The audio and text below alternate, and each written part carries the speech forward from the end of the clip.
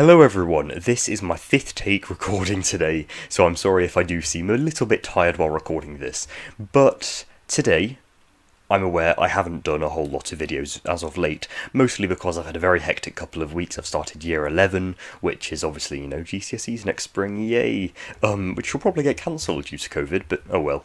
My dog's had surgery, I've been getting home at like 5 o'clock every day, it's been really crazy. I'm also planning, writing, recording, directing, everything, this series of audio dramas based around the Third Doctor, which, if you're part of our amazing little team, then you'll know what I'm on about. That'll be released on the 15th of October. Anyway, I feel like I'm just reeling off excuse after excuse after excuse, but seriously, I've had a very hectic couple of weeks. But now as a lull, I thought I'd get some videos recorded out. I'm planning on doing another few today, a few tomorrow, a few Friday. It'll be really crazy, but just so I have a nice catalogue of them to just release when I want to, rather than having to record and publish on the same day, which is mental.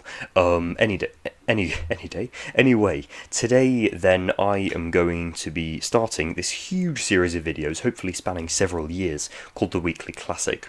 Basically, classic Doctor Who reviews. I've had a huge demand for that recently, and I thought, tell you what, I love Classic Who. I love Classic Who a lot more than I love New Who.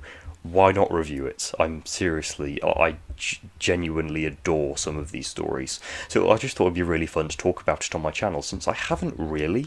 I used to do this big series, not big series, I used to do a series of classic Doctor Who reviews back when I had like 10 stories on DVD, and then I ran out and just stopped doing them. Also, they were really rubbish because I didn't have any form of mic other than my built-in one, and yeah, they were really, really bad quality, awful thumbnails. Don't look at them. But now I've just thought I'd do another series, and I've been waffling too much, so just let's get straight into this with The Web of Fear. So The Web of Fear, I got a random wheel generator of all of the classic Doctor Who stories I've watched, and it picked out this one for me, which is quite nice considering I was planning on doing a review of this anyway.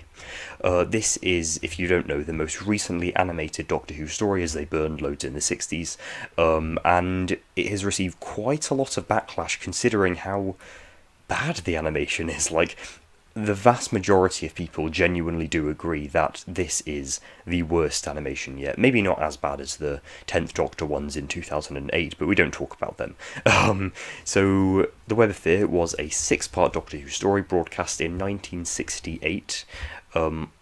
1968, had the second Doctor, Patrick Troughton, absolute legend. We've also got Jamie and Victoria in this, as usual, in Season 5. And this also has the Brigadier. Before he was a Brigadier, he was a Colonel in the Army, and then he had already set up UNIT by his next story, The Invasion, which I'll probably go on to review at some point, because I have it and I've watched it, it's great.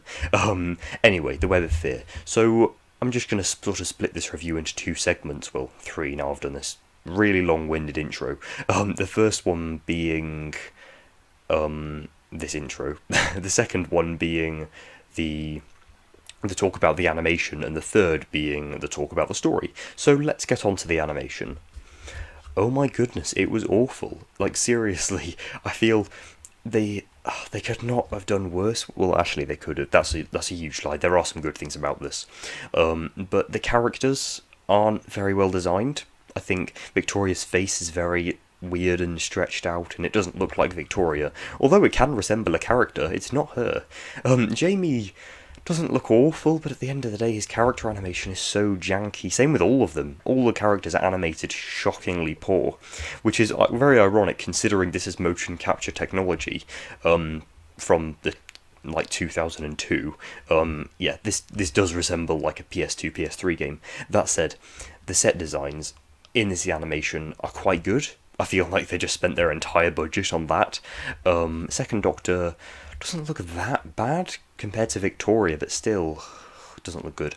Brigadier looks abysmal, and that Professor Travers looks okay, but nothing special. So yeah, that's our cast. None of them are animated that great at all. None of them really resemble their characters except Travers and maybe Jamie. But yeah, that's our cast. The set design, like I said, is really good. Like, the London Underground stations are actually animated really well. They got the lighting quite spot on as well, like that scene that they showed in the first look trailer, where the Brigadier's like, in the conference room with this plan of his. They got the lighting spot on with that. I feel they just spent their entire budget on set design and lighting for this animation. The colours, the colour animation is also nice, although I tend to watch black and white in a marathon context. I've watched both the colour and black and white. Can't really say which I prefer because, I watch them in different circumstances. So that's just about the animation covered. Oh, also, it looks really janky. Like I said before, the characters' movements are really stiff and awkward. They don't move like normal characters. Well, that said, none of the animations actually show them walking like normal characters, but this is especially bad. The physics of everything is just off. Like, they can't even get the physics of just closing a simple door. I'm quite a beginner at Blender, which is a 3D animation software. I believe I could make a better animation.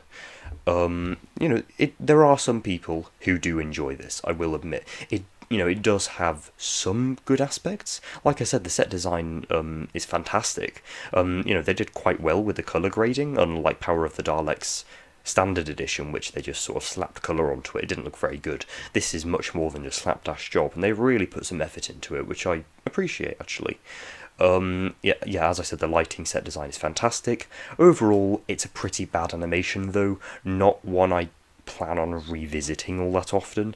As for the story, it's fantastic. Seriously, this story is one of the most fantastic Doctor Who stories I've ever seen, which is very ironic considering the animation is so shocking, which makes me think I might watch the recons, possibly.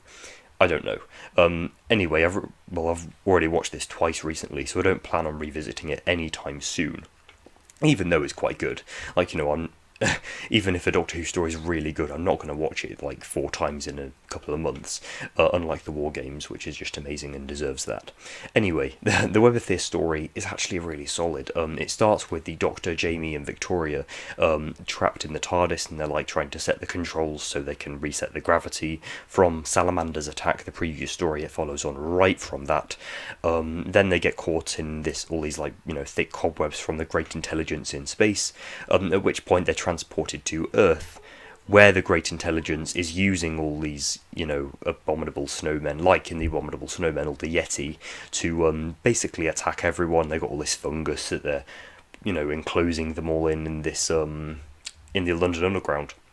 And it actually creates such a sense of atmosphere. It's so dark and atmospheric, and even in the actual story, much like the animation, the set design is fantastic. I genuinely thought that they filmed these in the London Underground. Obviously they didn't because, budget. But it does look like that, and I really, really do appreciate them for doing that. It's a story which the story which first includes the Brigadier, before he was the Brigadier, but it's the same character, Lethbridge Stewart. He's awesome. He's just genuinely such a great character.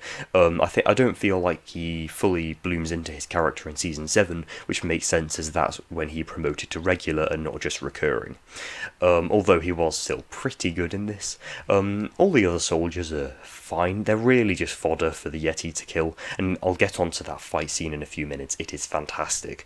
The Dr. Jamie and Victoria do have some really nice moments in this story, and when I wasn't distracted by the animation. That said, the animation was only 1 episode, so I didn't mind it as much.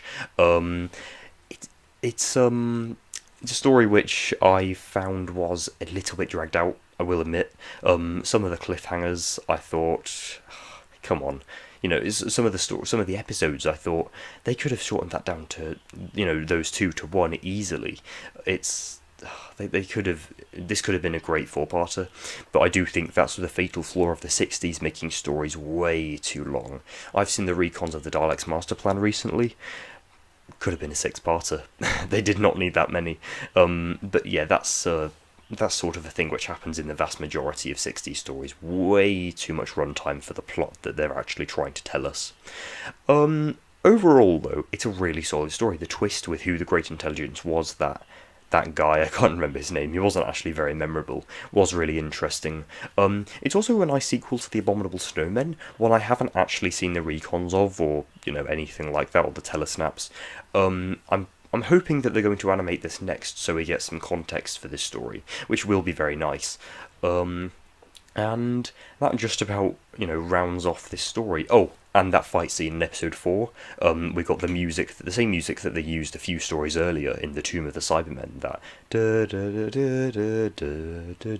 that one, with all the big drums, and it's very grandiose and epic. They used that music when the Cybermen were climbing out of their tombs on Telos.